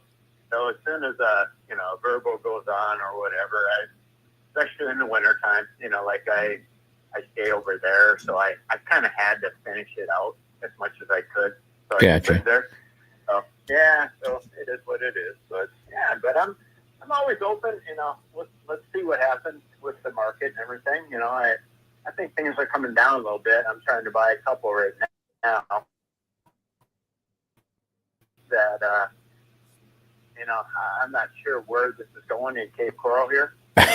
Yeah, I mean, it's we're in a little bit of All over the place. we're in a little bit of a tailspin, man, at the moment. I don't think anybody knows is part of the problem. No, but it's really good areas. It's good. Yeah, I mean, it'll long term, it'll be in good shape. Yeah, it hasn't gotten better, but it hasn't gone down in the really good areas. That I have a couple houses in really good areas that they've held their value, but they certainly haven't gone up. Other areas of Cape have come down quite a bit. And there's probably 10 houses in every block, right, for sale. Sure. So, but that is, if you look in the Cape a little bit, or next to the river and off of Coast and all that, where my other two houses are they're holding okay, but I think they're coming down. So to tell you the truth, I'm trying to buy a couple. No doubt. I mean, yeah, look, the market's definitely starting to compress a bit. I don't think it's anything. I don't think we're at freak out mode yet, but we're certainly have entered, be conservative and be cautious territory.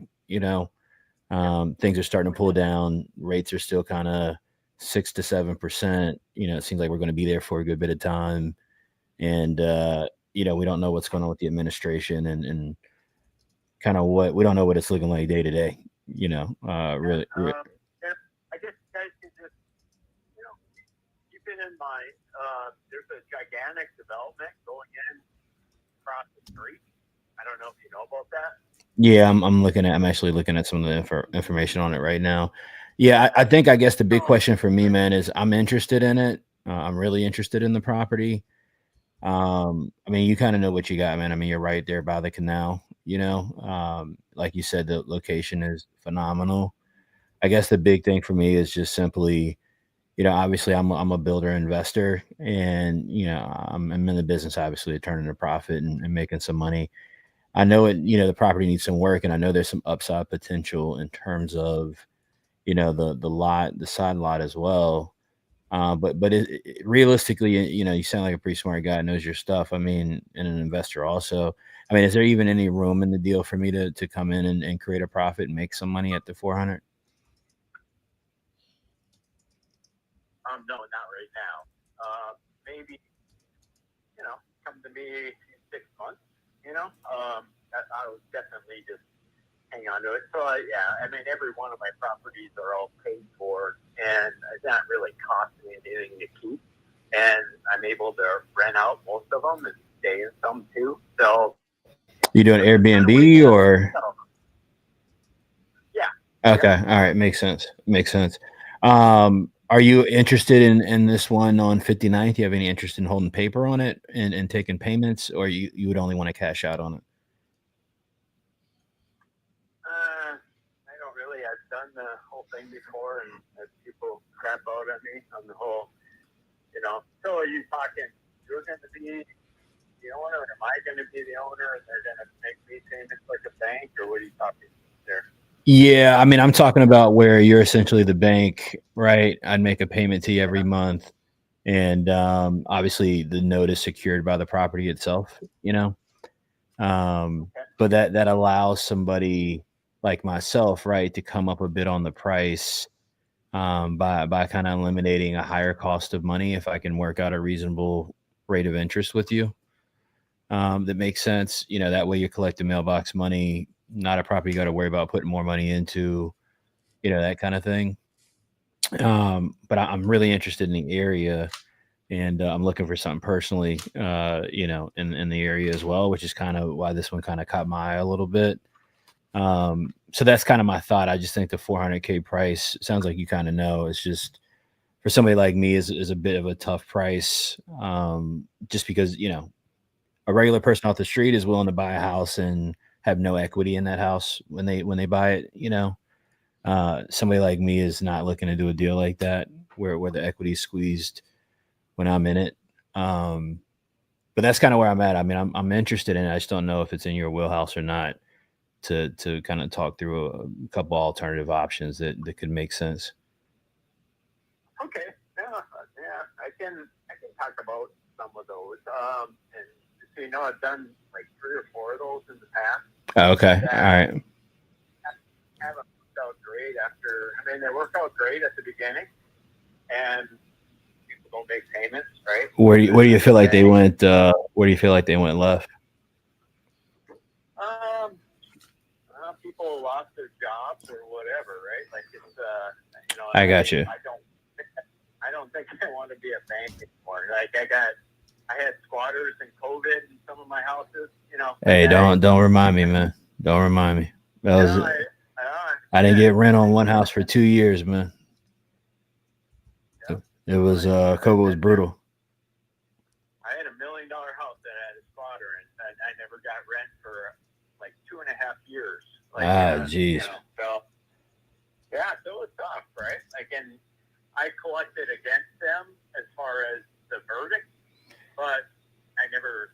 Yeah, judgment's only worth what you could collect on somebody, I got a couple of judgments floating around on some people, man. So trust me, I get it. I know. I haven't even bothered with them. Like everybody's telling me to send them the collections and all this, and I'm like, I think I'm okay, right? I don't really need to worry about people, So yeah. So anyway, but yeah, that's why that just scares me. So it would be more, for sure, the price would have to be solid and up there, and I would have to see, something backing it more than what I had before. Well, yeah, I don't mind giving you a proof of funds or something like that for sure. Our financial stability is fine. My question would be, on something like that, what kind of rate would you even be open to? I know you're not saying that you 100% want to do it, but I just want to get an idea of what the rate would even be that would be entertainable to you. Because, I'm a numbers guy, so the rate kind of would drive the whole thing to me. Yeah, no, it would be around 6 right now. Yeah. All right. Six is not terrible, not high fiveable. Yeah. So I've had a couple guys approach me with this already. Gotcha. And, yeah, it's like 6 months ago, and I was posted to 7, and I can come down to 6. It just matters. Again, all that matters is everything else. It matters what the purchase price is. It matters what you're putting down on it. Like all the fine print, because this time I'm going to do fine print like you don't believe, because I kind of didn't before. Again, this is only a $400,000 property. It's not a big deal, but I got majorly screwed on the $1 million house, and would not being able to get them out, you mean? Yeah, I had a squatter there for 2.5 years, and he didn't pay rent or do anything, and the government went against it, even getting me out of there. I couldn't even call the police on him or anything. So I'm just not going to do that unless I see some money down on it too, that it is non-refundable, right? If if something happens where you just can't make payment anymore, right? Like it's going to have to be a pretty good down payment. So that's all I'm saying. What are you talking? Got to think about it. It's going to be close to making a major loan with a bank, and even more, right? Like so.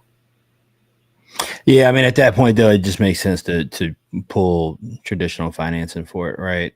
On my end of the stick, the benefit of doing a seller finance deal for the seller is it gets you a higher price that you're looking for. That generally speaking, most people aren't going to be able or wanting to get to you unless the house is livable. And it sounds like you're trying to get it into a livable or a more livable rather condition.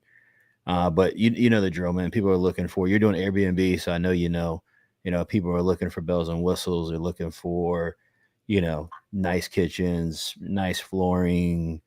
You kind of get that. Monthly payment wise, if I was to look into doing something like seller financing, I'd probably be like in the 5 to 10% down ballpark. The rate and monthly payment would matter to me. I think 6% is palatable. Um, just some awareness though around your concern. You can do what's called a surrender of possession agreement. I don't know if you've done that before or not. But you can combine a confession of judgment and a surrender of possession at the top of the deal so that if the person defaults, you aren't evicting them. I don't know if it sounds like you might have been doing rent to own or a lease option, but in a seller financing scenario, say I bought this property from you, defaulted on it, you'd have a surrender possession agreement in advance. And then you'd have what's called an accelerated default clause in the contract. So you don't have to go through a full foreclosure proceeding to get the property back. But nonetheless, man, I mean, is 5 to 10% something you're open to, or are you open to? I'm also open to paying cash, but I don't know that you're flexible on your 400. Yeah, I'm not really flexible on the 400.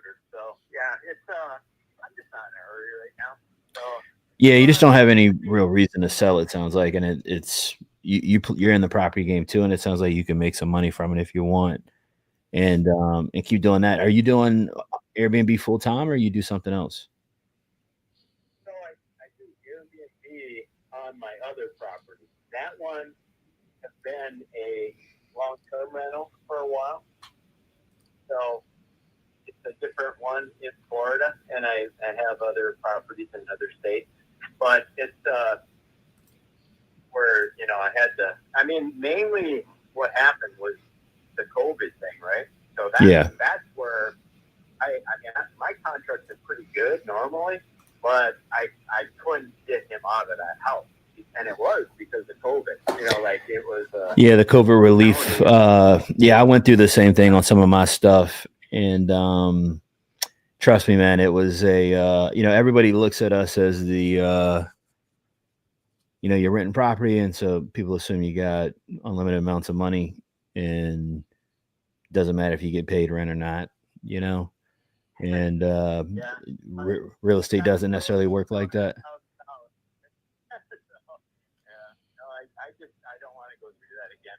But that's why I'm kind of leery of doing all that, and I would just like to sell it outright, if you know what I mean. Sure. I like the verbal, that I have, because people come in here for a week or two, and they're out of here, and I don't have to worry about them spotting, and they pay plenty of money, and the whole long-term thing and financing doesn't really excite me anymore.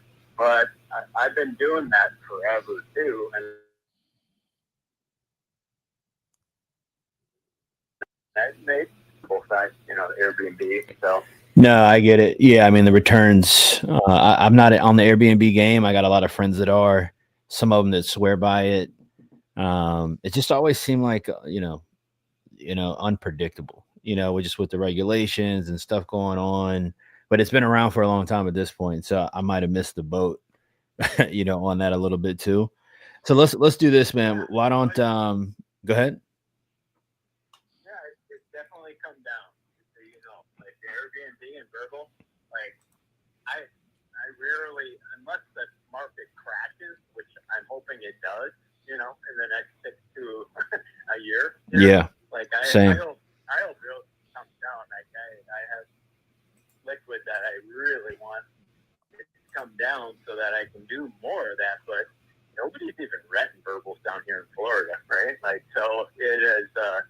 It's been interesting. Unless you have really good clients that have been renting year after year, Yeah. just come to you independently. They're not paying that extra fee to verbal and all that, right? They're coming to me individually and saying, right? And Yeah, booking direct.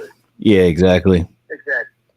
Yeah, so, and that's the only way they can afford it, you know, and, you know, you kind of not sure what to do on all that, but yeah, no, it's, you know, I would say keep me in mind, you know, and think it through on a price, you know, if you want to do it, you know, put together a package with me, you know, and kind of just throw it out there, right? Like, yeah, well, maybe we could do this, man. What I like to do, Daniel, if possible, is if you could. Do you have some interior photos that you could text me by chance? Not recent. I can get over there. I don't stay there right now. So the guy just put in a new floor. Okay. Put in new baseboard. Got a new kitchen. Got a. He only got HVAC, man. Get the other bath done. Come on, bro. Really, all it really needs is. Oh, you got to talk about baseboards, man. Stop playing, man. Really good. So I put in 6-inch baseboard. Really Gotcha. High one. And so it needs some good puttying, you know, and a paint job. Again, it's just got painted, but other than the baseboard guy came in, he left some gaps here and there, you know. No, I know what you mean. Why don't you, Daniel, if you could text me your email by chance? And what I could potentially, I guess, maybe send over to you is kind of just like a papered breakdown of kind of two or three options that could be workable, and check them out. Let me know if they make sense to you or not. And if not, all good. You know, I'll catch up with you, you know, maybe in a couple of months and see if anything's shifted, or, you know, it sounds like you're in the game of moving money around too, and taking advantage of opportunity, and something could come up that's a better one, and you want to cash this out and maybe look at it a different way. But I'll get over two or three options to you, and let's see if we can shake something out or not. Okay. Sounds great. So what's your name? Yeah, Chris Jefferson. And if you shoot me a text with your email, I'll shoot you some info over as well. All right, sounds great, Chris. Hey, thanks so much for your time. Hey, Daniel, you too, man. I'll look for your text, and we'll connect. All right. Okay. All right, man. All right, thanks, bye. Yeah, he's not a deal. But let me say something on that real fast. He's 100% not a deal, because the numbers don't make any sense, and he's going to hold. But he's open to options. What that tells me is somebody like this, right, who's again in the property game, in the moving money around game. There's always a time that hits where you want to free cash up to take advantage of an opportunity somewhere. And this sounds like the property that he's got, that if he needed to free up cash, this would be the one that he would sell. So somebody like this, we can put a couple options in front of him right now. He's not going to take them, but we can build a relationship with him that over time, with some kind of routine follow-up, when he's in that pocket where he's like, you know what, I need to go ahead and sell this one, you know, we can be right there. So we'll see what we can do with that. All right. You got anything else on there? No, I think we're good. There's one more. I was actually hitting up Henry June for the right address, because it's not pulling up. But yeah, we've cleared the board as of now, from what I see.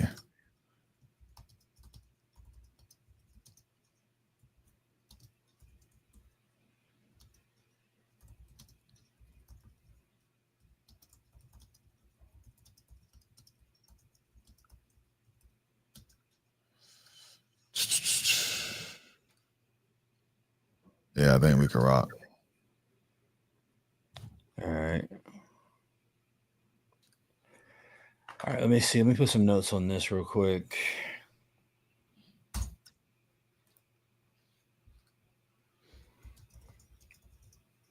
See if he gets us an email. You say you don't have any more. You do. My bad. I don't. I don't. All right, cool. You fam. Hopefully everybody had a good time with us today. All right, we got one potential novation. We got one potential wholesale, I think, on your end, right, Brandon? And then we've also got this one that we'll send an option contract or option letter out to, rather. And you guys are doing the U. We'll do like the 3 option method with this. Put something in front of him, see if he bites on it all. I really don't think that he will, but we'll see what we get. All right, we'll be back on Thursday around 5 p.m. EST. Make sure you got reminders, notifications, all those beautiful things set up, ready to go for when we jump on here and do these live calls. We're literally calling leads for members of the U community that they've been able to put together, whether it's with OfferBolt or whatever other way they're doing it, to create interested sellers. We use artificial intelligence, AI, to have automated conversations with people and then get them on the phone calls like what we're doing right now, present them offers, overcome the objections, and do deals with our community members, man. So shout out to the U fam that's in the building. All right, I seen y'all in the chat today. I seen the lightning bolts. I seen the fire emojis.